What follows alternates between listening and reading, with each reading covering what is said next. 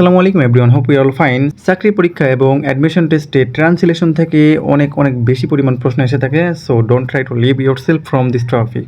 At first, আমার ক্ষুধা নেই। I have no appetite. I have no appetite. সে অঙ্কে কাঁচা। He is weak in mathematics. He is weak in mathematics.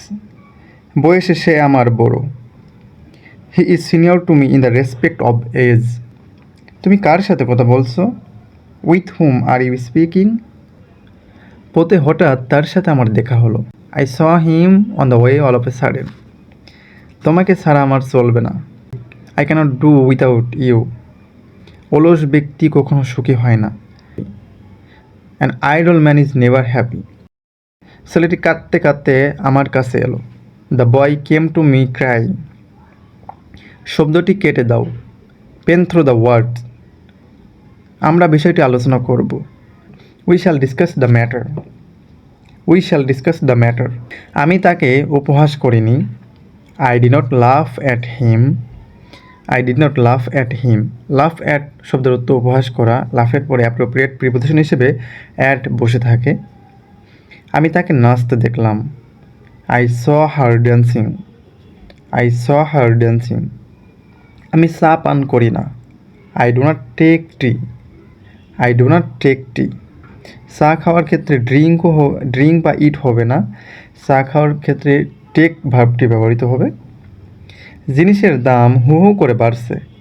The price of the essential goods is rising by leaps and bounds. Leaps and bounds শব্দের অর্থ হু হু করে বাড়া। তুমি কি কখনো কক্সবাজার গিয়েছো?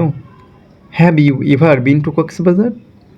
কোথাও যাওয়ার ক্ষেত্রে গো ভার্বের জায়গায় এখানে বি ভার্বটি বেশি ব্যবহৃত হয়ে থাকে। মেয়েটি হাসতে হাসতে ঘরে ঢুকলো। The girl enter the room লাফিং। কেটলিতে পানি টকবক করছে। The water is simmering in the kettle.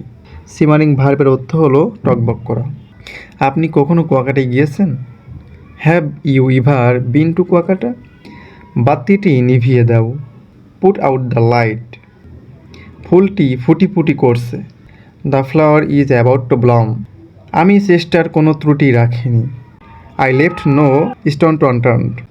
মেধার বলে একজন শিক্ষার্থী জীবনে সফল হয়। A student succeeds in life by dint of merit. তুমি কি জানো সে কোথায় থাকে? Do you know where he lives? সে সাঁতার কাটতে জানে না। He does not know how to swim. He does not know how to swim. আমি এইমাত্র তোমার চিঠি পেয়েছি। I have just received your letter. I have just received your letter. তিনি সৎ লোক ছিলেন, তাই না? He was an honest man, wasn't he? শিশুটি হাসতে হাসতে আমার কাছে এলো। The baby come to me laughing. গুজবে কান দেওয়া উচিত নয়। One should not give ear to rumor. rumor শব্দ অর্থ গুজব। কিছু করার আগে ভালো করে ভেবে নাও। Look before you leap. তার এখানে কোনো বন্ধু নেই বললেই চলে। He has few friends had.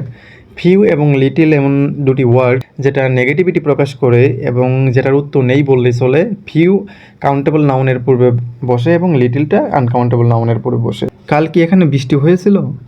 Did it rain here yesterday? তিনি ভালো খেতে পারেন। He has a good appetite. He has a good appetite.